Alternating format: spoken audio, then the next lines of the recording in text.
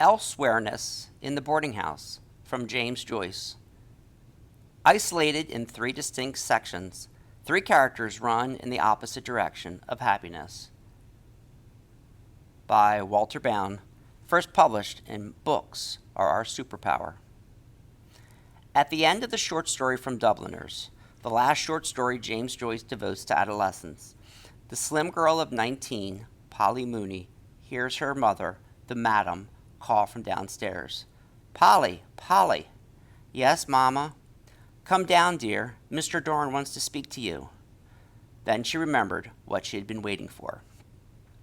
What had Polly been waiting for? To be summoned to live her own life? To assent to marry her conquest, the older Mr. Doran, a mere lodger? For her lover, Mr. Doran, to pay off the madam, as if Polly was a prostitute at the House of the Rising Sun, or to be cleaved in half? Poor Polly, poor Mr. Doran, poor Mrs. Mooney. So many characters from James Joyce's sixth story from Dubliners appears to have a meat cleaver to their throat. Who holds that cleaver? Sin, society, obligations? After all, Joyce has the madam deal with moral problems as a cleaver deals with meat. Polly's mother runs a boarding house after her own bad marriage. She was a butcher's daughter who marries a butcher, but then he goes to the devil and approaches her with his own cleaver. She gets a priest to agree to a separation. There is no divorce in Ireland then, and she opens a boarding house with the proceeds of selling the butcher shop. The house is full of young men who call her the madam. She runs a tight ship. There are two children, Jack Mooney, a clerk, and Polly, who sings to the men in the drawing room, "I'm a naughty girl, you needn't sham, you know what I am." James Joyce describes her with light, soft hair and a small, full mouth. Her eyes, which were gray with a shade of green through them, had a habit of glancing upwards when she spoke with anyone, which made her look like a little perverse Madonna. Joyce in his stories equates green eyes with exoticism and mystery, and that adjective described the mother of Jesus, perverse, is indeed troubling. Is the madam that naive as to believe that nothing will happen if she has Polly entertain the men? Joyce writes, "As Polly was lively, the attention was to give her the run of the young men, because young men like to feel that there is a young woman not very far away. Polly, of course, flirted with the young men, but Mrs. Mooney, who was a shrewd judge, knew that the young men were only passing the time away. None of them meant business." Of course, Joyce uses the word shrewd ironically. Her idea of justice is the guillotine, right? That meat cleaver. After she suspects Polly may be more attentive than necessary to a young man, she sends her to typewriting class. The first part of the story largely involves the madam. Mrs. Mooney intervenes when she decides she has observed enough, but she takes out the cleaver of justice and righteousness. There has been little or any communication between mom and the daughter, but the mom asks frank questions and Polly gives frank answers, largely dancing around the problem with allusions. Joyce writes of his mother's thoughts. Joyce writes of the mother's thoughts. She was sure she would win. To begin with, she had all the weight of social opinion on her side. She was an outraged mother. She had allowed him to live beneath her roof, assuming that he was a man of honor, and he had simply abused her hospitality. He was 34 or 35 years of age, so that youth could not be pleaded as his excuse, nor could ignorance be his excuse, since he was a man who had seen something of the world. He had simply taken advantage of Polly's youth and inexperience. That was evident. The question was, what reparation would he make? Mrs. Mooney knew there was only one answer to keep her daughter respectable: marriage. The second part of the story involves Mr. Moran. It is Sunday morning, of course, right? I love how Moran is so nervous about his conversation with the madam. He had made 2 attempts to shave, but his hand had been so unsteady that he had been obliged to desist. He can't even control his hands. He had been to confession the night prior. He had admitted to the affair, the priest drawing out every ridiculous detail of the affair. What could he do? Run off or marry her? His reputation would be destroyed. His family would certainly disapprove of poor Polly, as her grammar was horrible and she was vulgar. And did he really love her? Didn't she seduce him with those late night knocks at the door? As Joyce points out, Dublin is such a small city, everyone knows everyone else's business. Polly even says she will kill herself after Bob Moran asks, "What shall I do?" The end of the story follows poor Polly. Here we have this lonely girl. Who does she have in her corner? Her drunk of a father, her raving brother, Jack, shouting at Moran. Her mother? Polly needs attention. She needs love. She needs a father figure in a way. And Mr. Doran is 34 or 35.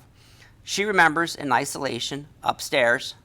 If the night was anyway cold or wet or windy, there was sure to be a little tumbler of punch ready for him. Perhaps they could be happy together. They used to go upstairs together on tiptoe, each with a candle, and on the third landing exchange reluctant good nights. They used to kiss. He remembered well her eyes, that seductive green again, the touch of her hand, and his delirium. But delirium passes. Isn't that a clever word from Joyce, the ultimate wordsmith? Delirium for an orgasm? What a euphemism. And it does pass.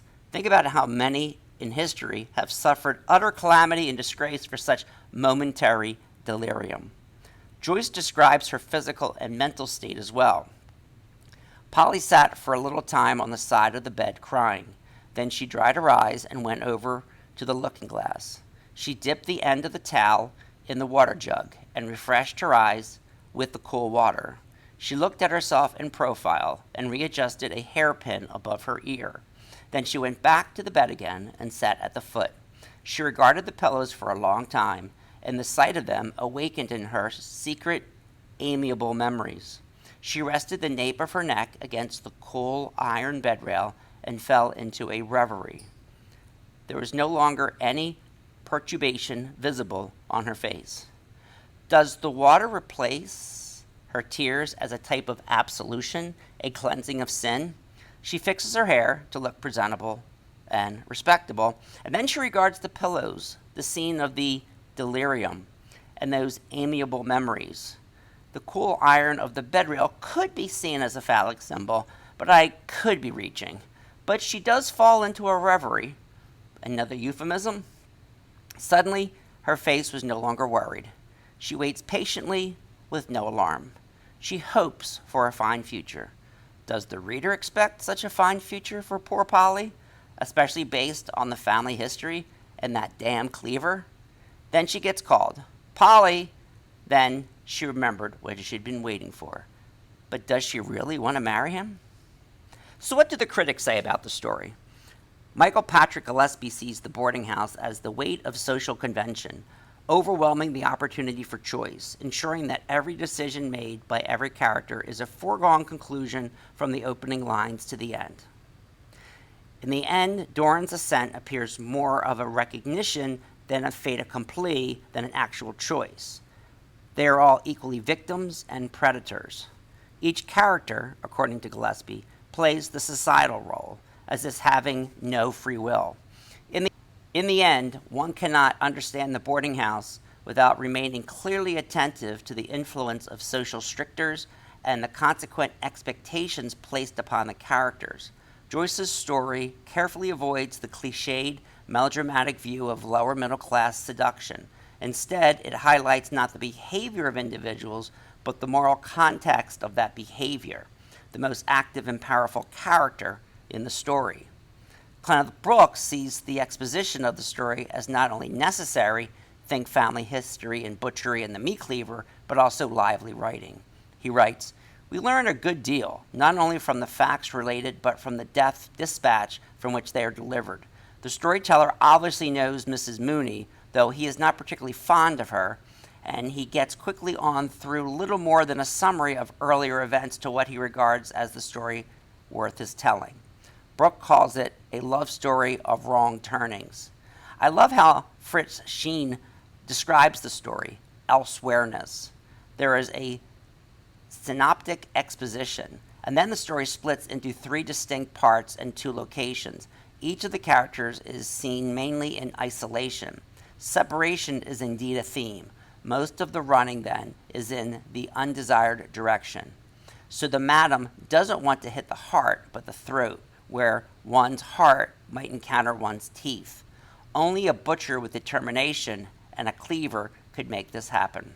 I highly recommend listening while reading Joyce. Chris O'Dodd on Audible does a marvelous job bringing Dublin from 1914 alive for us here in 2022 and beyond. I've written 40 essays for Books Are Our Superpowers, and 7 of them are about James Joyce. Check out some of them. Thanks for listening. Take care, everyone. Bye-bye.